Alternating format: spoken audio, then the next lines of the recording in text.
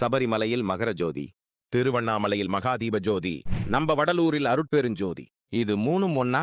இந்த மூணும் இறையாற்றல, இறைத்தன்மைய, இறைநிலையை வேறு வேறு வகையில நமக்கு விளக்கி சொல்லுது. சபரிமலை ஜோதி இறையாற்றல விளக்குது. திருவண்ணாமலை ஜோதி இறைத்தன்மையை விளக்குது. சத்திய ஞானசபை ஜோதி இறைவனோட உண்மை நிலையை விளக்குது. இந்த மூணும் வெவ்வேறு வகையில விளக்குற இறைவன் உண்மையில எங்க இருக்குது? குழந்தை இருக்கும் இடத்தில்தான் தாயும் இருப்பாள்.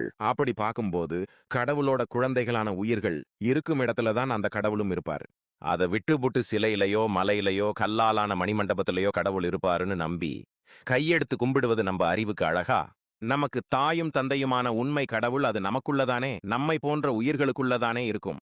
இந்த உண்மையை உணர்ந்து எந்த உயிரையும் வெறுத்து ஒதுக்காம அவர்களுக்கு நன்மை நினைப்பதையும் உதவி செய்வதையும் கடவுள் வழிபாடா பண்ணி வாழ முயற்சி பண்ணுங்க. நிச்சயமாக உங்க வாழ்க்கை நிம்மதியும் மகிழ்ச்சியும் நிறைந்ததாய் மாறும். இதுக்கு நான் கேரண்டி.